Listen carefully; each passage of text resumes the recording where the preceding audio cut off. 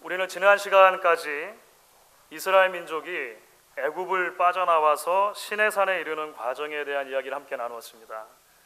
기억을 되짚어 보시면은요, 하나님께서는 먼저 모세라고 하는 한 사람을 불러주셨고, 그 모세를 통해서 애굽의 왕과 또 모든 신들에게 하나님이 얼마나 크고 위대하신 분이신가라고 하는 것을 보여주셨습니다. 그리고 200만 명에 가까운 온 이스라엘 민족들을 애굽으로부터 건져내 주셨습니다.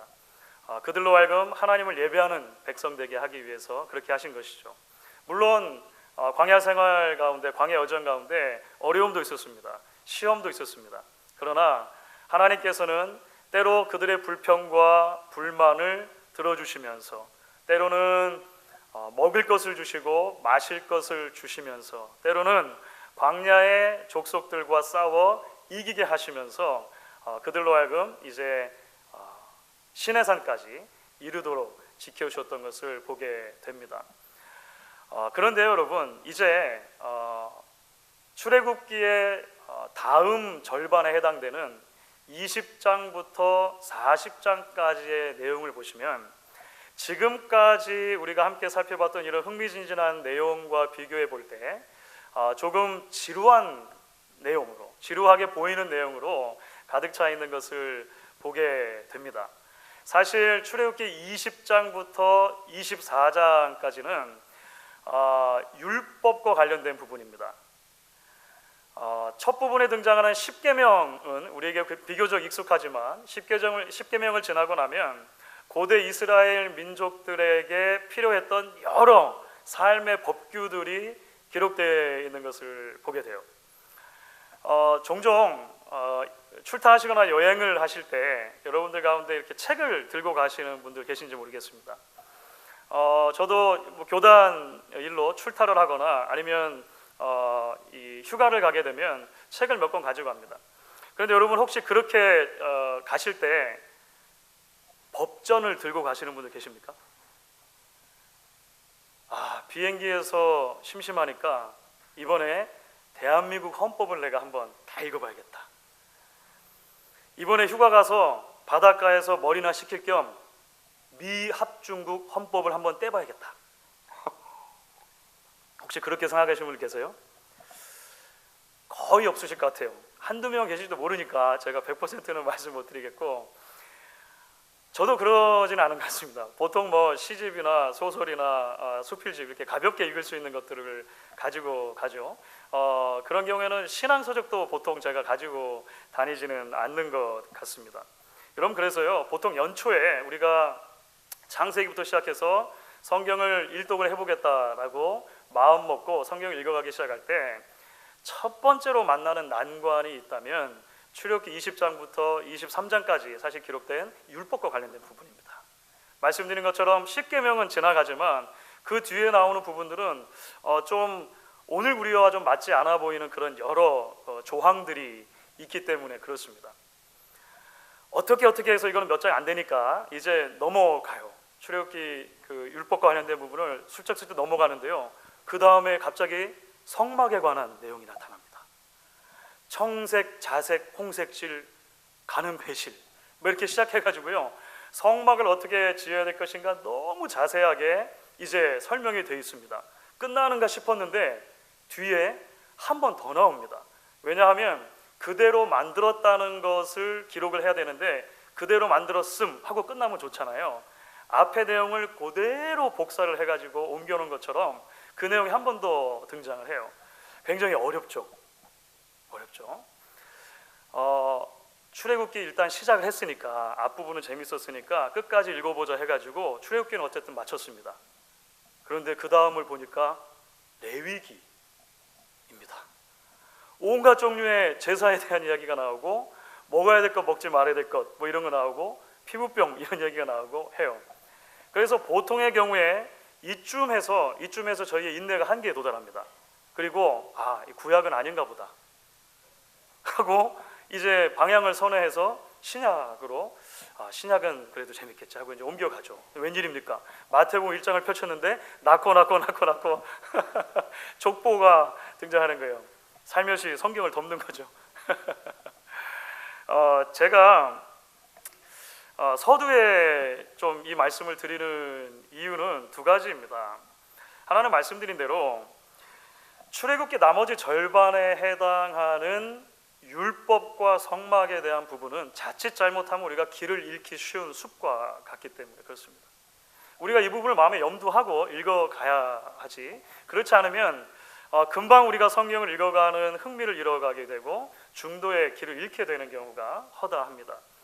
다른 하나의 이유는 조금 더 중요한 이유인데요, 사실 구약의 특히 율법과 관련된 부분은 신약을 살아가는 우리 성도들에게 있어서 오해하기 쉬운 부분들이 비교적 많습니다. 예를 들어 십계명에 해당하는 부분은 우리가 쉽게 받아들일 수 있습니다. 살인하지 말라, 간음하지 말라, 부모를 공경하라, 이런 부분을 받아들일 수 있어요. 그런데 이제 조금 더 구체적인 법 조항들이 나타난 부분들을 보면요, 남종, 여종, 그러니까 노예에 관한 이야기를 한다든지, 눈에는 눈, 이에는 이, 손에는 손, 발에는 발, 들어보셨죠? 이런 동형복수법에 관한 이야기라든지 하는 것은 21세기를 살아가는 우리들의 관점에서 보면 이게 과연 지킬 만한 것인가, 아니면 우리에게 필요한 것인가 라고 하는 그런 생각들이 들게 되어 있는 것이죠. 그래서 이제 우리는 앞으로 출애굽기에 이제 나머지 절반에 해당되는 부분을 같이 나누게 될 것인데요, 나머지 후반부를 다룰 때는 지금까지 출애굽기를 살펴봤던 것과 조금 다른 접근을 하게 될 것입니다. 세부적인 사항을 살펴보기보다는 큰 그림을 그려가는 관점에서 우리가 이제 출애굽기 후반부를 살펴보려고 합니다. 나무를 물론 보아야 하지만 지금 이 경우에 있어서는 숲을 보는 것이 훨씬 더 중요하기 때문에 그렇습니다. 그래서 우리 함께 이제 남은 절반이 이제 20장이 좀 넘지만, 그래서 설교의 횟수로 보면 이제까지 했던 설교 횟수보다는 좀 줄어들게 될 것 같습니다. 그렇게 하면서 우리가 출애굽기를 함께 마무리해 나가게 될 것 같습니다. 오늘 우리가 함께 읽은 본문은 24장을 같이 읽었습니다. 이 24장은 율법에 관한 섹션, 20장부터 이어지는 섹션의 마지막 장이라고 할 수가 있습니다. 왜 이 부분을 먼저 읽는가? 이 24장이 중요하기 때문에 그렇습니다. 왜 중요하냐면요, 이 24장을 읽을 때 도대체 지금 시내산에서 일어나고 있는 여러 광경들이 있는데, 이 시내산에서 일어나는 일이 뭐인가? 그러니까 무슨 사건이 지금 일어나고 있는 건가에 대해서 요약을 해주고 있기 때문에 그렇습니다. 하나님의 원대한 구속의 역사가 흘러가고 있습니다. 그런데 하나님의 그 원대한 구속의 역사 가운데 이 시내산에서 일어나고 있는 일이 어떤 의미를 가지는가라고 하는 것을 마음에 품어야 이제 앞으로 돌아가서 십계명 비롯해서 여러 계명들이 나올 때 이것을 어떻게 우리가 이해할 건가 좀 더 구체적으로 이제 다음 주에 살펴볼 수가 있을 것 같습니다. 그렇다면 여러분, 오늘 함께 우리가 24장을 읽었는데요, 이 24장을 통해서 출애굽기의 바로 이 지점, 시내산에서 어떤 일이 일어나고 있는가를 어떤 큰 그림으로 그려볼 수가 있을까요? 사실 보통 여러분들이 가지고 있는 성경을 보시면 24장을 시작하면서 그 표제가 달려있는, 요약이 달려있는 성경들이 있으실 것입니다. 대부분의 영어 성경들을 따라서 한글 성경도 그렇게 돼 있는데요, 여러분 어떻게 돼 있으십니까? 보통 시내산에서 언약을 세우다 이렇게 돼 있죠. 시내산에서 언약을 세우다. 이 사실 굉장히 중요한 말씀인데 설명이 필요한 말씀입니다. 맞습니다, 여러분. 지금 사실 어떤 일이 일어나는 거냐면요, 시내산에서 하나님께서 당신의 백성들과 언약을 맺으시는 것입니다. 다시 말하면 조약을 체결하시는 거예요. 약속의 도장을 찍으시는 사건이 이제 시내산에서 일어나는 사건이라고 하는 것입니다. 만왕의 왕이신 하나님께서 이스라엘 민족을 자신의 백성으로 삼으시고 공식적인 조약 체결을 하시는 장면, 이것이 바로 오늘 우리가 이제 계속 살펴보고 있는 시내산에서 일어나는 사건의 가장 핵심이다라고 하는 것을 좀 이해를 하면 좋을 것 같아요. 우리 장로님께서도 오늘 기도하시면서 언급해 주셨습니다만, 저도 이제 몇 주 전에 이야기를 드렸는데요, 우리는 한 2주 전에 역사적인 한 만남이 일어나는 것을 보았습니다. 남북의 정상이 함께 만나는 그런 회담을 우리가 생중계로 보신 분들도 아마 있으실 것입니다. 기도해 주신 것처럼 이제 앞으로 한 번의 회담이 더 남아 있습니다. 북미 회담이 남아 있죠. 최근에 며칠 전에 이제 싱가포르에서 하게 된다라고 장소가 정해졌습니다. 아마 이런 회담이 있고 나서 몇 차례 회담이 더 있었으면 하는 바람들이 있습니다. 그렇죠. 남한과 북한이 휴전을 맺을 때, 휴전의 조약을 맺을 때 그 조약에 서명을 했던 당사자들인 미국과 중국, 그리고 실제 분단의 당사자들인 남한과 북한, 이렇게 한 자리에 모이는 다국 회담이 있었으면 하는 바람이 있어요. 전 세계 많은 사람들이 관심을 가지고 지켜보는 것처럼 이런 회담들을 통해서 평화 조약으로 또 종전 조약으로 이렇게 이 시대의 마지막 분분당한 국가였던 우리 조국의 평화의 그런 봄바람들이 계속 불어오기를 기대하는 마음들이 있습니다. 뭐 그 이야기는 잠시 미뤄두고요. 자, 나라와 나라가 함께 만나서 여러분 조약을 맺는 그냥 광경을 그냥 머릿속에 한번 그려보시죠. 보통 어떤 식으로 조약을 맺게 될까요? 현대에서 맺는다면 양 나라의 당사자들이 한 자리에 모이겠죠. 대표들이 모일 것입니다. 보통의 경우에는 어떤 약속을 맺으면 그 약속을 확인하는 문서를 작성할 거예요. 문서를 2벌을 작성해가지고 서로 도장을 찍고 교환하겠죠. 회담의 성격에 따라서 이제 어떤 축하 행사가 있을 수도 있겠습니다. 식사를 같이 한다든지 어떤 공연을 한다든지 이런 일들이 있을 수가 있는 것이죠. 자, 여러분, 출애굽기 19장부터 24장까지입니다. 출애굽기 19장부터 24장까지 전체 그림을 우리가 그려본다면 우리는 사실 고대 근동에서 흔히 발견될 수 있었던 국가와 국가 간의 조약의 내용들이 그 안에 담겨져 있다는 것을 볼 수가 있습니다. 20세기 초중반에 고고학적인 발굴이 있었는데요. 그 고고학적인 발굴이 우리에게 좀 도움을 줍니다. 지금 현대로 하면은 터키가 있는 소아시아 지역에 예전에 히타이트라고 하는 제국이 있었습니다. 히타이트. 오래전부터 있었지만 철기 문화를 아주 강력하게 이렇게 발달시켜 가지고요. 기원전 15세기부터 12세기까지는 그 일대 지역에 아주 맹위를 떨쳤던 강대국이 되었습니다. 성경에도 나와요. 성경에는 어떤 이름으로 등장하냐면 헷족속으로 등장하는, 성경의 헷족속이 바로 이 히타이트 족속이었습니다. 그런데 20세기 초중반에 어떤 것이 발견된 거냐면요, 이 헷족속 히타이트 제국이 나라가 강성해졌을 때 다른 나라들을 막 침략했거든요.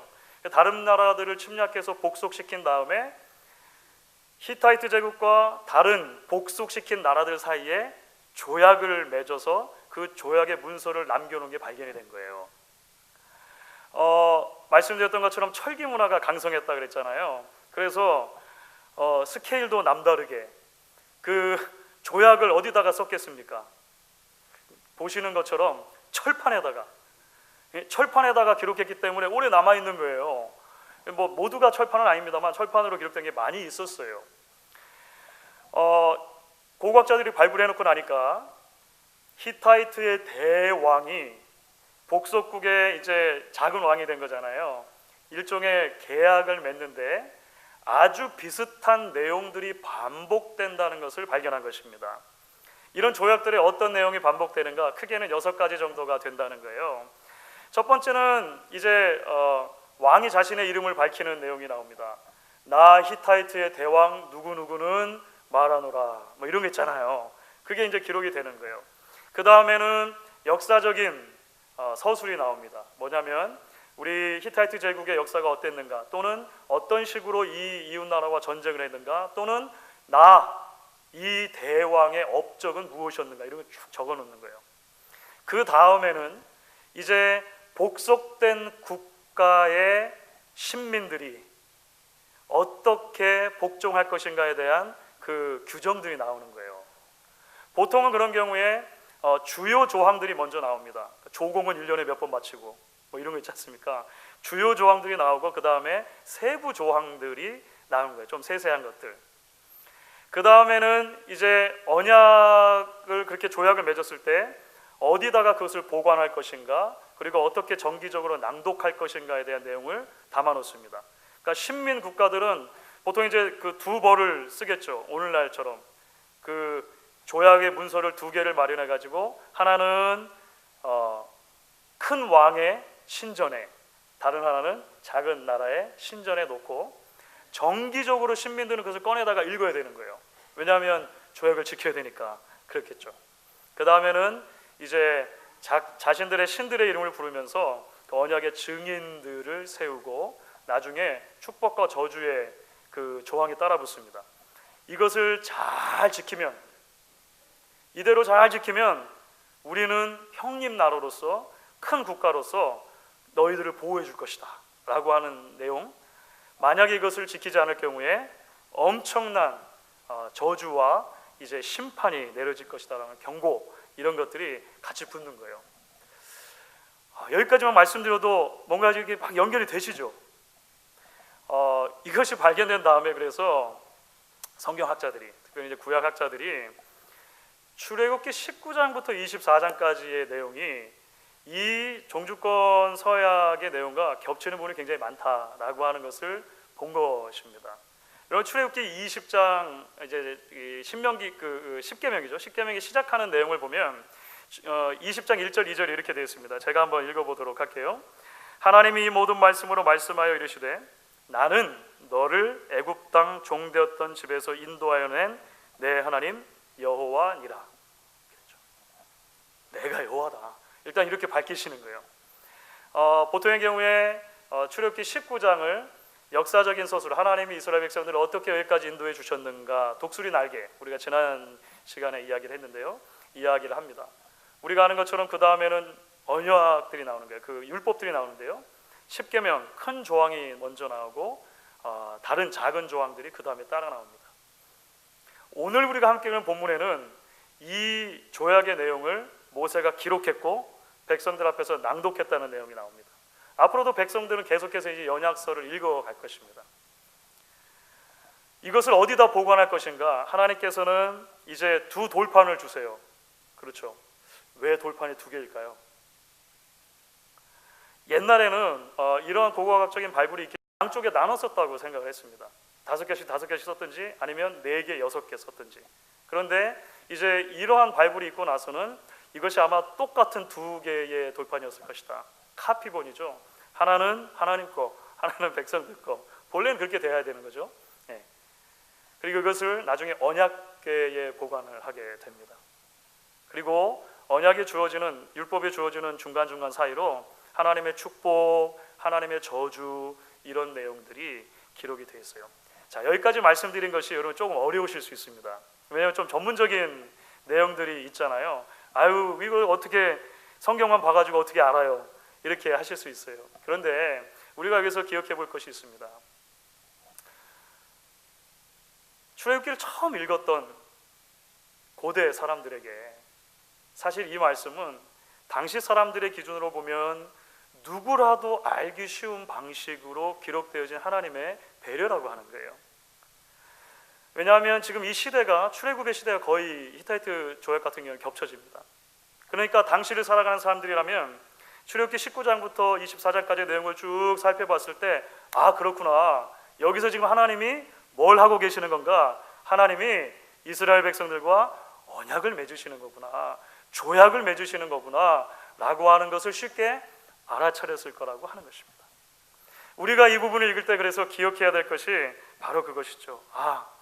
그 어떤 세상의 왕과도 비교할 수 없이 크고 장엄하신 하나님께서 작고 작은 이스라엘 백성들을 자기의 백성으로 삼으시고, 그럴 뿐만 아니라 지금 공식적으로 조약을 체결하는 행사를 베풀어 주시는 것이구나 라고 하는 것을 우리가 보게 됩니다. 사랑하는 여러분, 사실요, 성경은 하나님께서 인간들과 맺으시는 여러 약속의 이야기들로 가득 차 있습니다. 그 약속을 우리는 때로 언약이라고 부르기도 하고 조약이라고 부르기도 하고 계약이라고 부를 수도 있습니다. 처음부터 끝까지 성경은 하나님께서 인간들과 관계를 맺으시는데 어떤 방법을 통해서 관계를 맺으시는가, 약속을 통해, 언약을 통해 맺으신다라고 이야기를 해요. 사실 그래서 이것은 굉장히 큰 주제가 됩니다. 성경 전체를 관통하는 하나의 주제가 되는데요, 그 안에 담긴 내용을 다 이야기할 수는 없고, 오늘 이제 우리가 특별히 출애굽기를 함께 살펴보면서 이 부분을 집중해서 하나 살펴보려고 합니다. 그것은, 자 여러분, 곰곰이 생각해 보면 사실 하나님 편에서 보면 인간들과 언약을 맺으실 이유가 하나님께는 없었다라고 하는 거예요. 우리가 이것을 기억하는 것이 대단히 중요합니다. 세상의 왕이라면 몰라도, 사람들 사이의 관계라면 몰라도, 만유의 주이시고 세상의 창조주이신 하나님께서 굳이 인간들과 약속을 맺으실 이유가 없다는 것이죠. 여러분, 약속의 특징이 무엇입니까?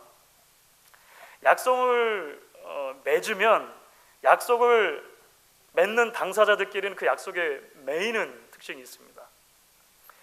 우리 교회에서 몇 주 전에 결혼식이 있었습니다. 여러분, 두 남녀가 만나서 결혼을 합니다. 결혼식 가운데 서약을 합니다. 약속을 하는 거예요. 그런데 그 서약을 함으로 어떤 일이 벌어집니까? 서로가 서로에게 매여요.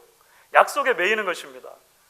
내가 이 사람을 남편으로, 내가 이 사람을 아내로 맡겠습니다라고 말하고 서약하는 순간 세상의 다른 모든 자매들을 포기해야 돼요. 세상의 모든 형제들을 포기해야 돼요. 그 약속에 매이는 거예요. 아빠가 아들에게 약속을 합니다. 이번 생일에 꼭 좋은 축구 하나 사줄게. 약속을 뱉어버렸어요. 그러면 약속을 하는 순간 나는 그 약속에 매이는 것입니다. 아직 받지도 않은 선물을 그 아들은 마치 이미 받은 것처럼, 자기 건 것처럼, 아빠 언제 사줄 거예요? 얼마짜리 사주실 거예요? 무슨 색깔 사주실 거예요? 왜 없어요? 뭐 이게 있잖아요. 왜냐하면 묶이기 때문에 그래요. 나라와 나라도 마찬가지입니다. 조약을 맺으면 그 조약에 묶이는 것입니다. 사랑하는 여러분, 하나님은 완전히 자유로우신 하나님이십니다. 스스로 완전히 충족하신 하나님이십니다. 우리는 그걸 잘 이해를 못해요. 그런데 하나님은 존재하시고 즐거우시기 위해서 다른 그 누구의 도움도 필요 없으신 분이십니다. 그 자체로 완전하시기 때문에 그래요. 그런데 왜 그 하나님이 연약하고 연약한 인간들께로 내려오셔서 약속을 맺으십니까? 언약을 맺으십니까? 그리고 그 조약에 묶이십니까? 죄인들을 향한 사랑이라고 하는 단어가 아니면 이해가 안 되는 부분입니다. 죄인들을 사랑하시기 때문에 자신의 전부를 기울여서 다가와 주시고 약속을 하시는 거예요. 약속을 하시는 거예요. 그런데 여러분, 구약의 이야기를 다 훑어보시게 되면요, 약속이라고 하는 것은 당사자가 둘이라고 했잖아요. 그 두 당사자 중에 한 편은 계속해서 약속을 깨트립니다. 계속해서 약속을 지키는 데 실패합니다. 그 당사자가 누구죠? 사람이에요. 사람, 인간입니다. 이스라엘 백성들이에요. 계속해서 실패해요. 계속해서 배반합니다. 계속해서 하나님의 마음을 아프게 해드립니다. 그런데 놀랍게도 구약 이야기를 쭉 읽어보시면 하나님께서는 한 번도 자신의 언약을 깨트리지를 않으신다는 거예요.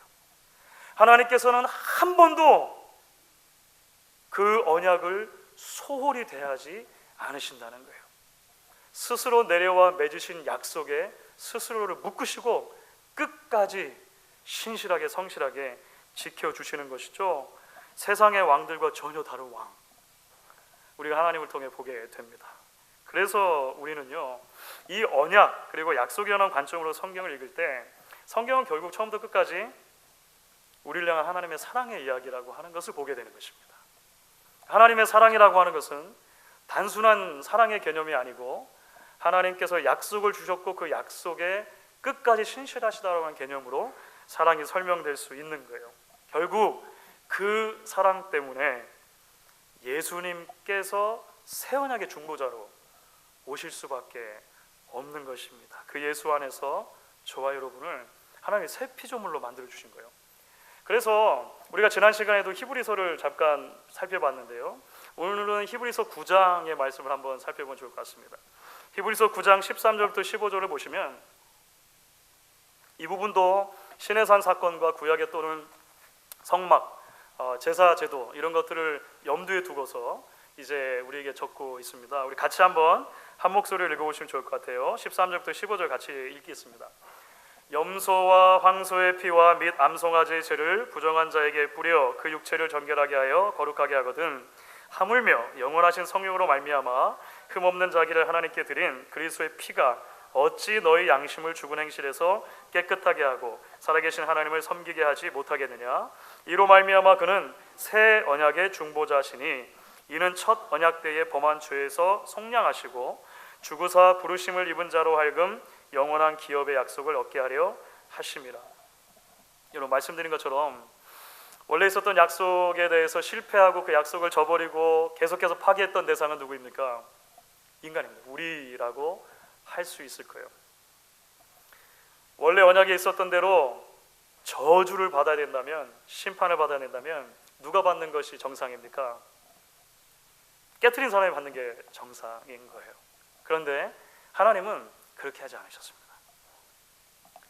하나님은 그렇게 하지 않으시고 놀랍게도 자신의 귀하신 아들 독생자를 우리를 위해 대신 희생제물로 내어주는 방법을 택하십니다.